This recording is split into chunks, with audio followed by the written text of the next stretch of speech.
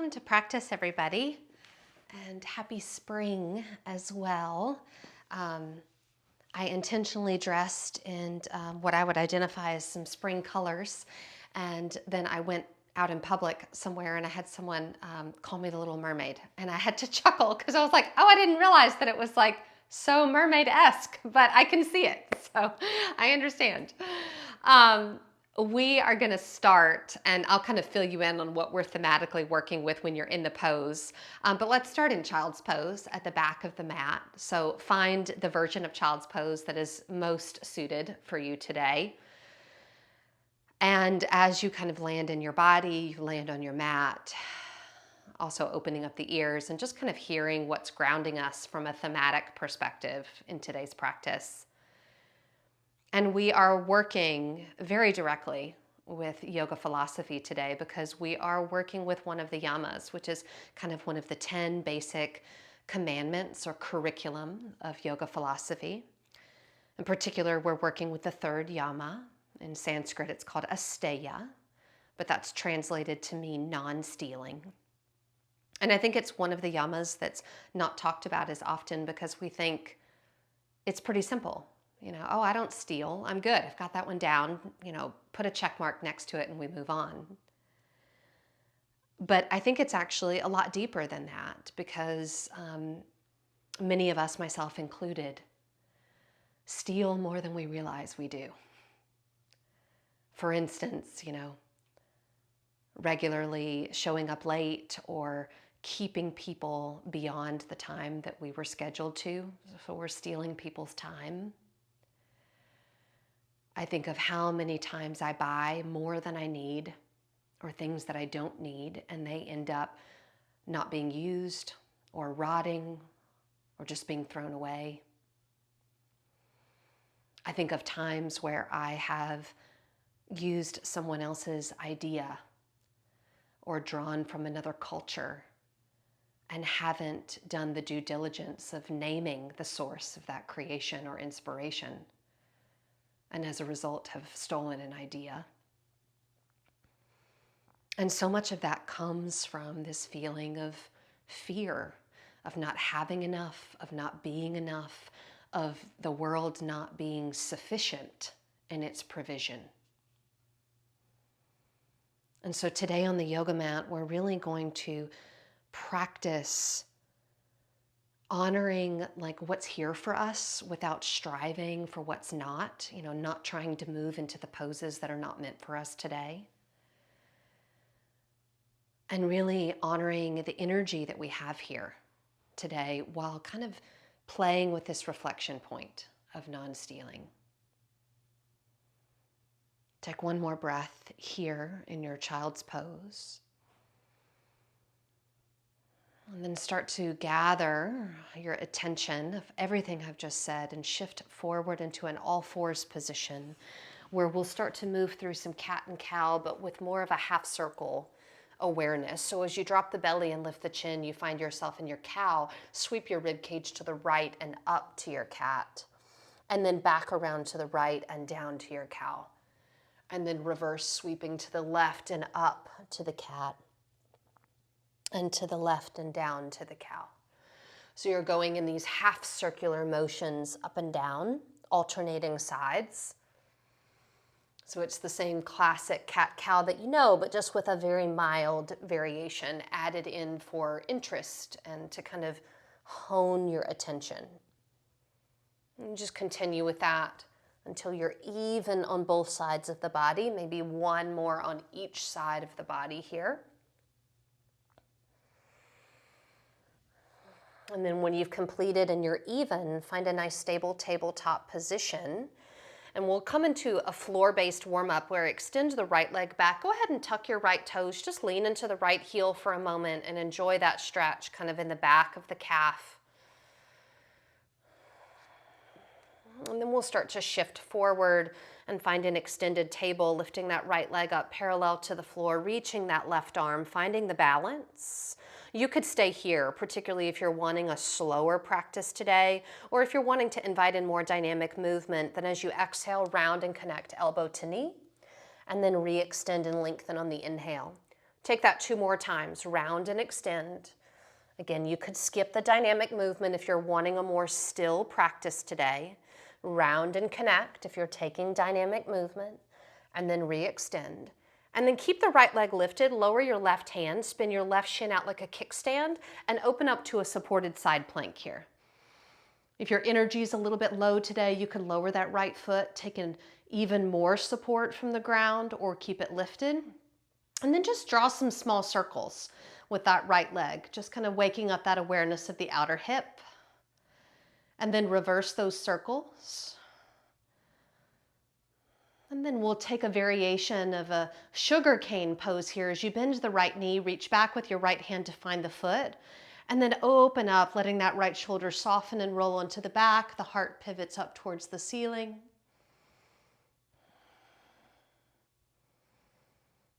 One more nice in-breath here. And then as you exhale, draw your right knee forward until your right hand finds the top of the right knee, and just lift that right knee up and open. So we're feeling a little stretch in the groin, the inner thigh.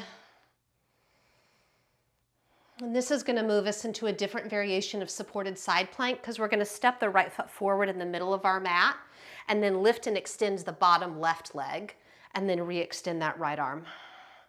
And we're not going to take dynamic movement here. We're just going to hold this for 2 breaths. If you want more extension through the side body, you could sweep the right arm overhead. Maybe lift the left hip away from the mat and create more of an arc shape with the body. Take one more inhale here. And then as you exhale, the left hip is going to drop all the way down to the floor. Take your right hand to the left side of your face and release your right ear to your right shoulder for a neck stretch. And so much of this practice of non-stealing is actually bringing us into relationship with non-attachment. And so noticing when you get attached to a particular outcome in your practice, and then release the right hand. Go ahead and slide that left arm long, and cradle the head. We're setting up for Anantasana, the side reclining leg lift. So I'm going to take my peace fingers on my right hand and loop them around my right big toe. And before I extend, look down at your left leg and see if it's in line with the rest of your body. And then pull your right hip forward so that it's stacked over your left. That's going to engage your glutes. Now extend the right leg, either partially, you could keep the knee bent, or fully. So that's dependent on the hamstring. But don't compromise by sliding the right hip back. Keep it forward. 2. One more in-breath. As you exhale, you're going to release the right leg, roll to the abdomen, and we're going to take 3 baby cobra poses. So we inhale, lifting up to a baby cobra, and exhale, ride the breath out of the back bend. Take that 2 more times. Inhale, lifting baby cobra. Exhale, releasing, riding it down. One more time, riding the breath up. Exhale, riding the breath down. Press into the hands, shift to all fours, tuck the toes, and find your first downward facing dog of the practice. And walk that out for about 5 breaths, about 30 seconds. So again, when we think about Asteya, that non-stealing, it's really the first time that the yoga philosophical text of the Yoga Sutras is bringing us into relationship with non-attachment. Not clinging to things from a sense of fear or deprivation or not being provided for, but instead trusting that everything we need will come to us. Start to drop the knees down, finding that all fours position, and just take those half circular cat and cows about twice on each side. So not as much as we did that first time. One more each side, these half circular cat and cows. And then finding that neutral position with the spine, elongating the left leg back, tucking the toes, leaning into that left heel, just enjoying that little bit of a hamstring stretch. And then as you shift forward, starting to build our extended table, lifting that left leg up. Maybe reaching the right arm. And again, you could stay and practice more stillness today. Or if you're wanting that dynamic flow, connecting elbow to knee on the exhale. And then on the inhale, reaching and elongating. Twice more, rounding, almost finding like a cat back in the spine, and then elongating. One more time with that, connecting and rounding, and then reaching and extending. And then lowering right hand, spin the right shin out for that kickstand, reach that left arm up for that supported Vashisthasana side plank. Again, if you wanted more support, you could lower the left foot down there. And then make a few circles, like you're tracing a little circle on the wall that's on the other side of your left foot. And then reversing the direction of those circles. I'm really feeling my outer hip here. And then that half sugar cane, bending the left knee, left hand lowers to find the foot, push the foot into the hand, and then like I'm a flower kind of pivoting towards the sunlight, I let my left shoulder soften onto the back and let my heart rotate up towards the ceiling. One more breath there. And then I'm finding that groin stretch as I bring my left knee forward, left hand to the left knee, and then I'm guiding and lifting my left knee up as much as I can as I draw my pelvis forward. Full in-breath. And then as I exhale, step the left foot in front of you, toes facing the long edge of the mat, and then elongate that right leg. So we're in a different kind of supported side plank. Re-extend that left arm. We're just staying here, no dynamic movement. But if you're wanting to kind of bloom into the pose a little bit more, you could sweep the left arm overhead. You could also energize the right obliques to lift the right hip and create more of an arc in the body. One more breath right there. And then as you exhale, the right hip descends all the way down to the mat. Left hand to the right side of the face. Left shoulder, or left ear rather, drops to the left shoulder. And I don't know about you, but for me, this is quite a hip stretch as well.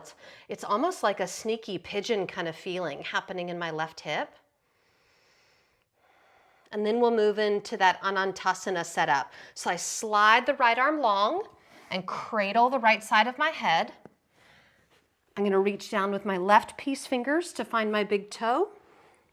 And then I'm going to check in that my right leg is not in front of me at a diagonal. I want it straight, elongated with the rest of my body. And then keep my left hip forward as I work to straighten that left leg to whatever degree my hamstring allows today. Working with that for 2 more breaths. More of a balance challenge than we often realize here. As you exhale, releasing the leg, rolling to the belly. We've got those 3 cobra rolls here. So I inhale to roll up and exhale to roll down. Inhaling to roll up and just noticing when you start to strive or reach for a pose that maybe is not meant for you. And it's a version of stealing in a way that's going to ultimately cause some suffering and harm in the body. Pushing through all 4s, tuck the toes, press up and back to your downward facing dog. That's going to conclude the warm up. We're going to start to shift into some sun salutations. So we can start to lift the gaze, looking to the front of the mat, and then walking the feet towards the back of the wrists, finding our Uttanasana. Inhale, lifting up halfway.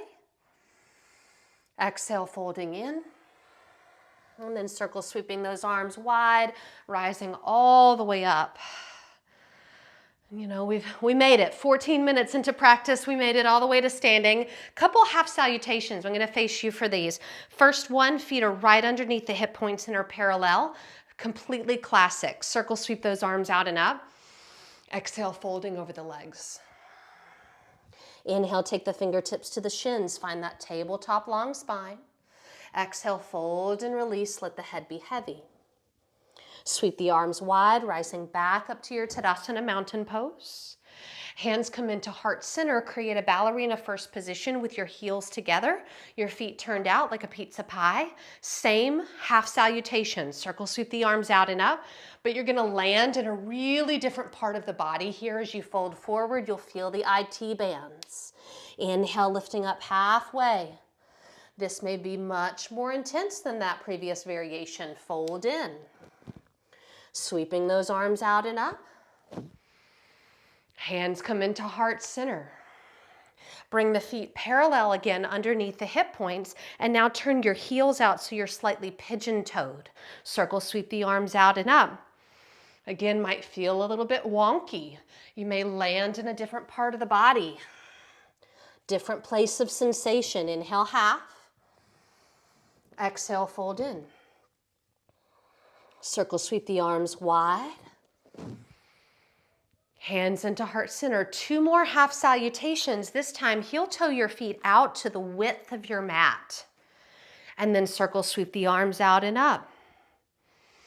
Folding over the legs. And just noticing, kind of we're working out that muscle of paying attention. Half lift, appreciating subtlety by just changing the orientation of the feet. Inhale, rising up. Exhale, last round, hands to heart center, heel toeing the feet in until the big toes touch and the heels are just separated. So a more narrow stance. Sweep arms out and up.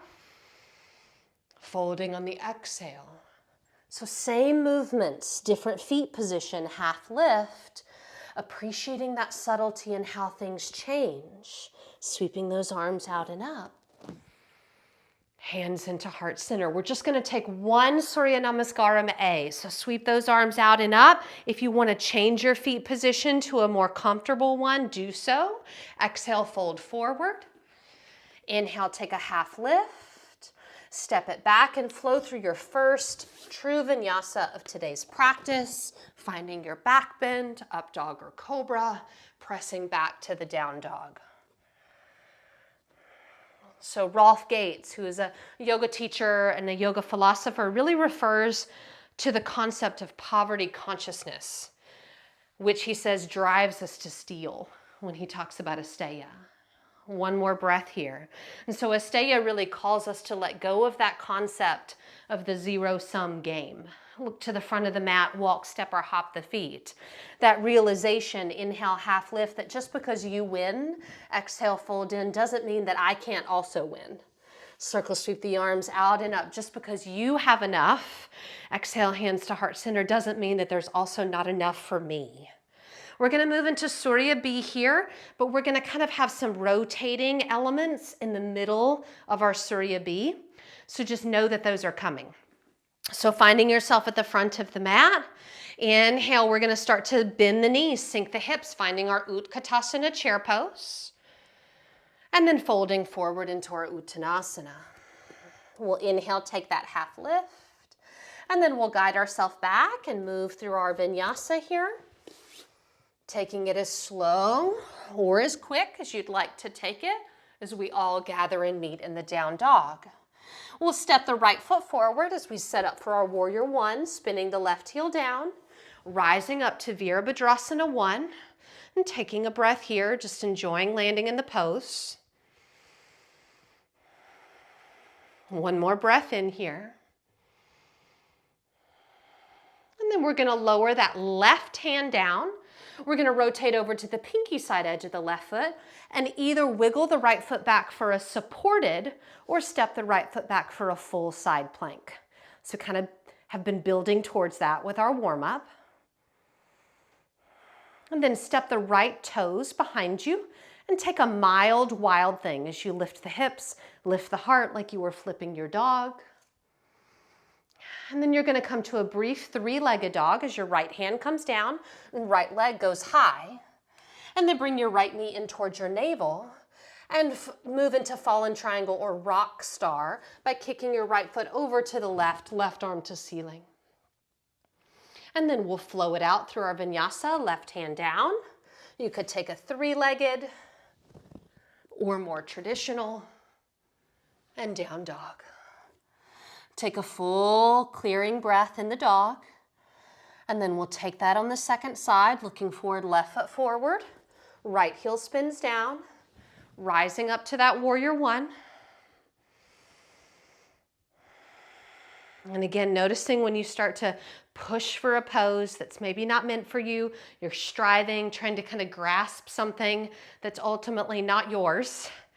Let it go. Stay in your own integral pose. Lower the right hand. Transition to your version of side plank today, either supported or full.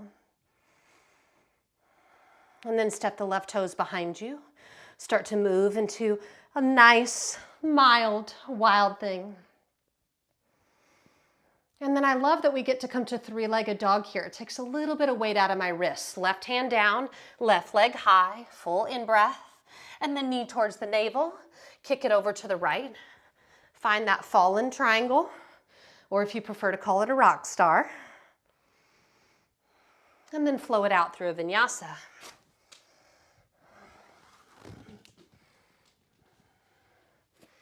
Five breaths in the dog.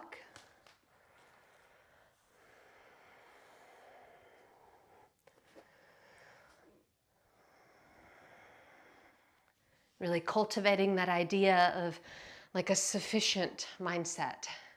There's enough for me, there's enough for you. There's enough breath, there's enough energy. There's enough yoga for everybody. Looking to the front of the mat, walking, stepping, or hopping your feet. And then bending your knees, sinking your hips, finding that Utkatasana. And then hands come into heart center. We're going to take that one more time, maybe a little bit more fluidly. Make sure that you don't start to move into that like rat race, hamster on the wheel here. We want to keep it really steady and make sure the breath isn't being compromised with the rapidity of the movement. So finding your mountain pose, taking a nice clarifying breath in as we breathe fully on the inhale, and let the breath leave completely on the exhale. If the eyes aren't open, open them. Start to drop into your chair pose, Utkatasana. And then spill it forward, folding into your Uttanasana. Inhale, take that half lift. Step or float it back, moving through your Vinyasa. Back bend. Down dog. Right foot steps forward, left heel spins down. Warrior one. Left hand down, moving into your side plank, taking the breath. And then right foot behind you, lifting the front of the body, opening up. And then moving through that warrior or that three-legged dog as the right leg flies, knee towards the navel. Maybe hold peace fingers around that right big toe as you find your rock star. And then moving through Vinyasa, flowing it out. Down dog. Take a clarifying breath between sides, in and out. Second side, left foot forward, right heel down, rising. Right hand down, side plank. Left toes behind you. Lift the front of the body, open it up. Pass through that three-legged, reaching left leg high, and then knee to navel. Maybe peace fingers around the left big toe, extending. And then flowing it out. Vinyasa. 5 breaths in the dog.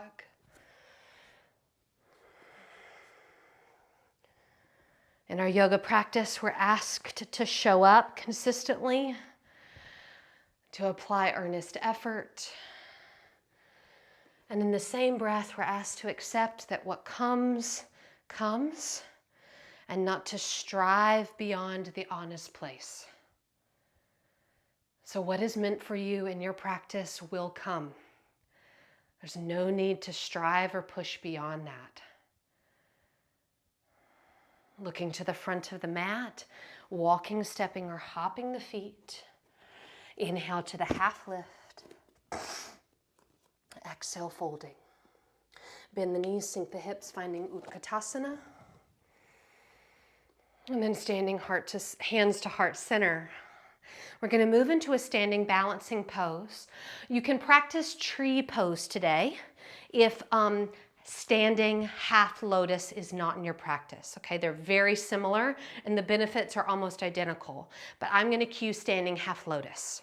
So we're gonna have the left leg as the standing leg or kind of the trunk of the pose first. And then the right leg will either be your version of a tree pose today, or you can take hold of the right foot and start to invite it up into the crease of the left hip. And you notice my left hand is finding that pinky side edge, so I'm inviting the sole of my foot up to the ceiling as I let my right knee descend and open down. Good. You could stay right here. Maybe take that right arm up or out. Or if you wanted to work for a bind, you can start to internally rotate the right arm, wrap it behind the back. One of my favorite things is to simply hold my left arm here. And that's a nice, full, complete bind. Or if you have access to taking that right hand to the right big toes, you can do that as well and reach the left arm up. 3 more breaths.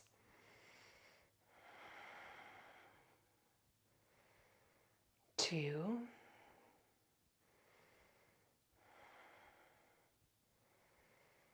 And then remembering that the exit is very much a part of the pose. So being really intentional about how you release that right leg, the right arm, step it down, and then taking a moment to appreciate being on 2 feet, not being in a bind, not balancing, just being stable. And then we'll switch sides so the right leg becomes that foundational leg. The left leg starts to grow up into a tree, and I'm going to see how this feels. I've had multiple surgeries in this knee, so sometimes half lotus feels good. Other days, no thank you. So we'll see how this goes today. Finding that left foot up in my right hip crease, letting the sole of my foot open towards the ceiling as I let my left knee descend down.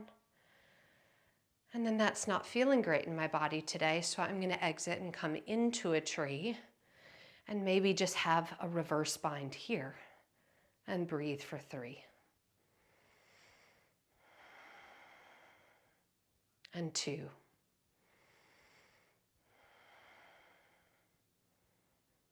And 1 more full breath.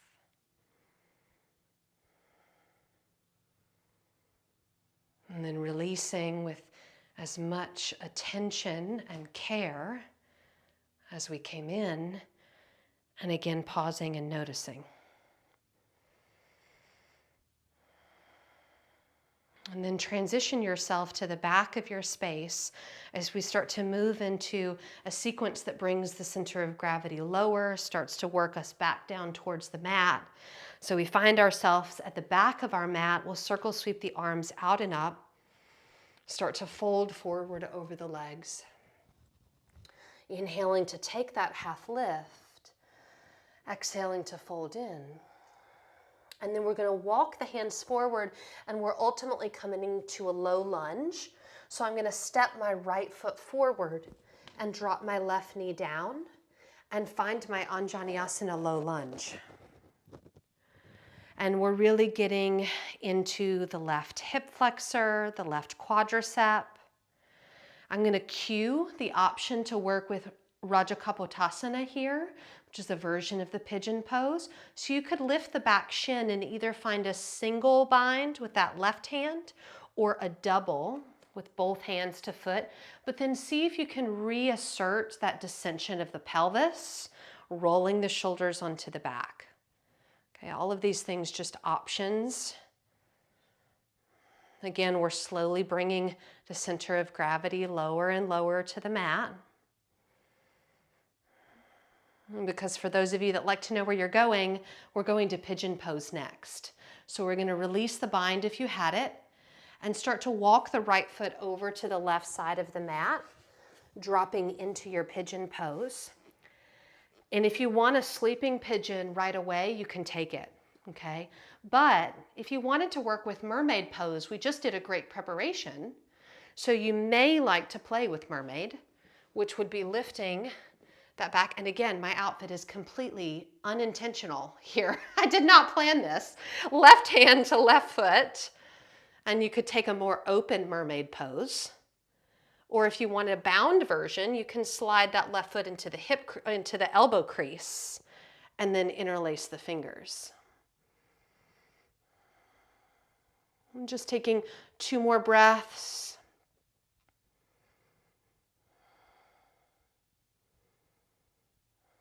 And we'll begin to gently release. And we're going to open up. I'm going to turn to face you just so that I'm not talking into this lovely wall behind me. But you're going to release the weight onto your outer right hip and open up as if you're like in an open Janu Shirshasana. Yeah, so a nice V. And then we're going to take a different approach, because instead of keeping this right leg in this butterfly wing, we're going to internally rotate. So I'm going to actually lean to my left leg and I'm going to flip my right leg around. And sometimes I have to kind of adjust my calf muscle when I do that. So make any adjustment that you need to. And we're going to do a lateral bend here. This is one of my favorite postures. So my left hand is moving towards that bent right leg. And my right arm comes up and over like a rainbow and moves towards my left foot. And I actually find it's much more accessible just by internally rotating that right leg.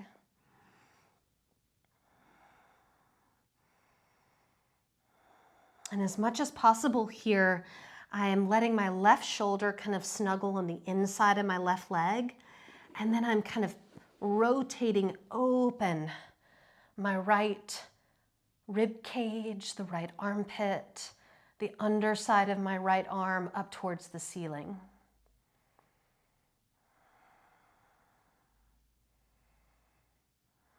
And then we'll start to release that, reversing that arcing with the right arm as we reach up and let the arm kind of lift us up. And now you're going to re-flip. So you can externally rotate this right leg, bringing it back into that little half butterfly wing, because now we're going to fold straight forward. So we'll just walk the hands forward and we're kind of moving in between this wide V of the thighs. And you can go as deep as you want to go.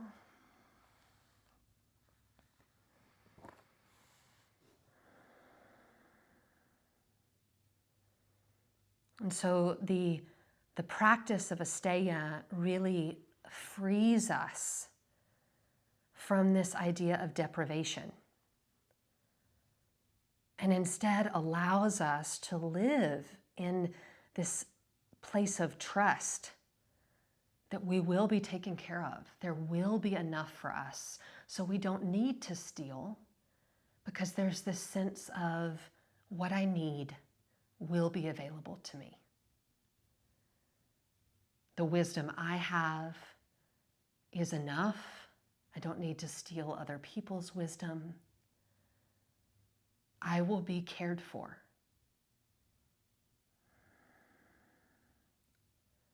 Start to walk the hands up and in. And we're just going to step back to a downward facing dog to kind of iron that out.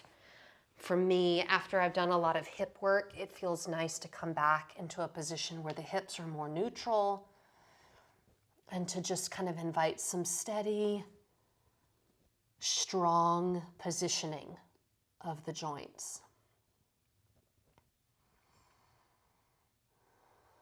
And then we'll start that sequence on the second side, and that will begin with the left foot coming forward, the right knee melting down as we find our Anjaneyasana low lunge.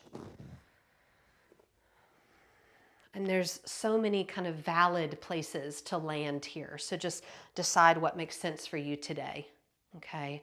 I'm just providing a lot of different menu options. If you wanted to pick up the back shin, you could. You could find a single bind here. You could do a double bind. I like this as preparation for mermaid, because especially with the double bind, I'm also getting this chest expansion, which is nice. But that may or may not be of interest to you. Wherever you've decided to land, let's take 2 more breaths.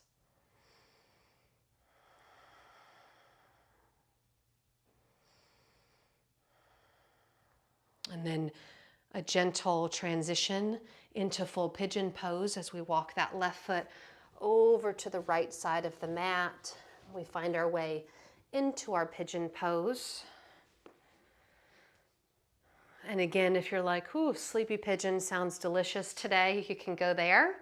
If you're wanting a more active variation, my suggestion would be to play with some version of mermaid, lifting that back shin. It could be a nice open mermaid pose here. Or if you wanted to take a bound version, sliding the foot up into the elbow and finding your bind.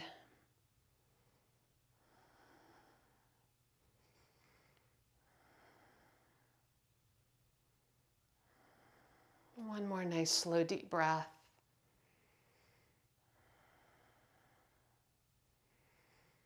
And then we gently released, if you had that, release the weight onto the left hip as you start to open up. And then we first internally rotated the left leg. So I have to lean a little bit to the right to internally rotate, make any adjustments necessary. And then we take that lateral bend. So the right hand moves towards that left bent leg. The left arm takes that big rainbow arc up and over. My right shoulder's kind of snuggling on the inside of my right leg here. And then I'm doing this action of pivoting and rotating open, which we already experienced. We experienced it in the warm-up. We experienced it in that flip dog.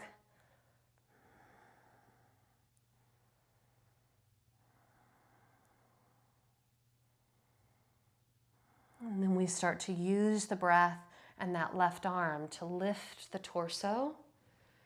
And now we re-enter that external rotation with the left leg and fold forward over the center of this wide V.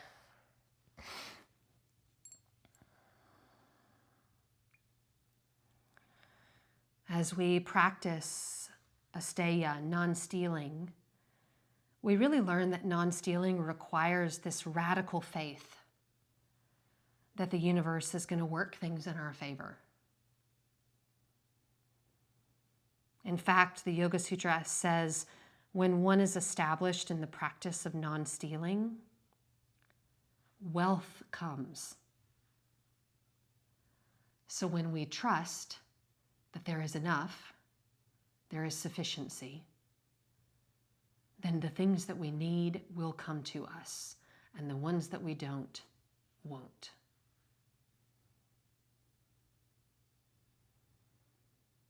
Start to walk the hands up and in.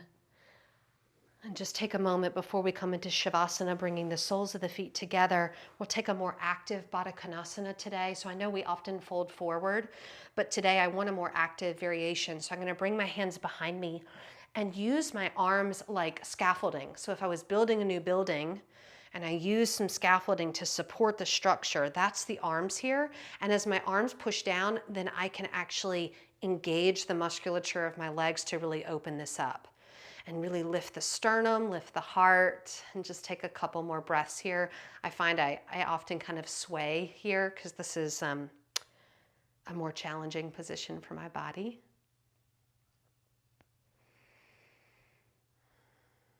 And then we will take this into the final shape of today's practice, which is Shavasana. So taking your time, there's no need to rush. You start to make your way onto your back for a traditional Shavasana, or if there's a different shape calling to you, you could move there.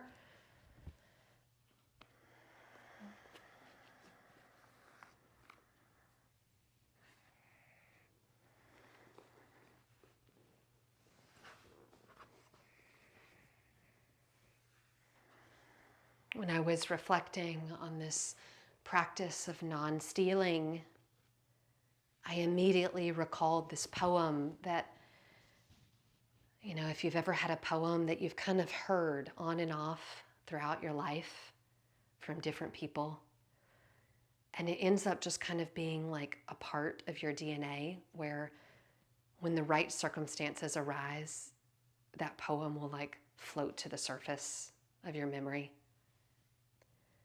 And so I was preparing this week's classes, and I was reminded of this poem by Hafiz that says, even after all this time, the sun never says to the earth, you owe me.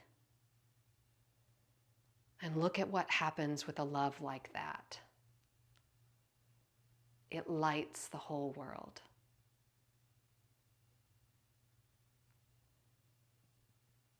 The sun is so stable and comfortable in its own sufficiency. So it never asks the earth, what are you going to give me back? What's in it for me?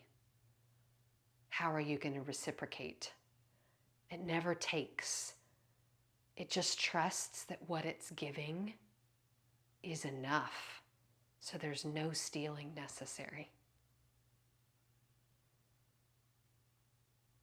And that kind of love, that sufficiency mindset of enoughness, lights the whole world.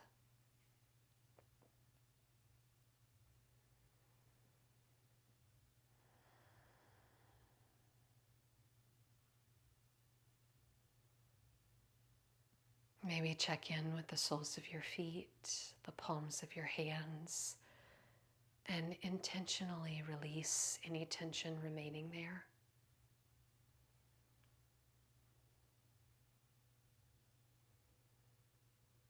Perhaps scan the eyes, letting them rest heavily in the eye sockets, draped by the velvet curtains of your eyelids.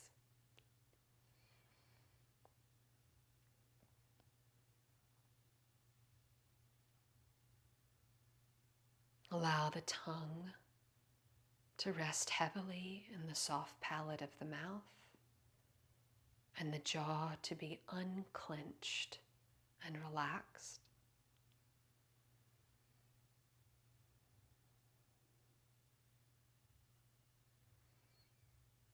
And allow the belly to be free and liberated to move with the breath.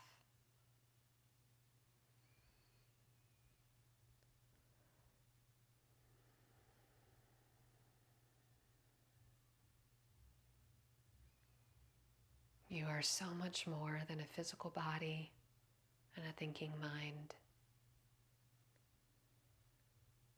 You are a pure and peaceful consciousness that is enough as it is.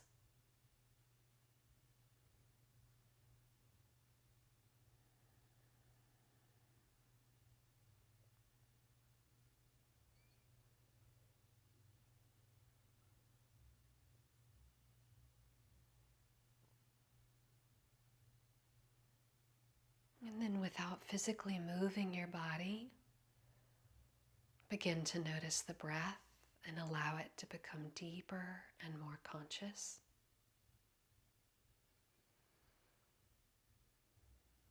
As the breath deepens, welcome in subtle movement through your fingers and your toes, wrists and ankles. Maybe reaching the arms overhead, taking a full body stretch to the sides of the body. And then in your own way and in your own time, coming back up to a comfortable seat.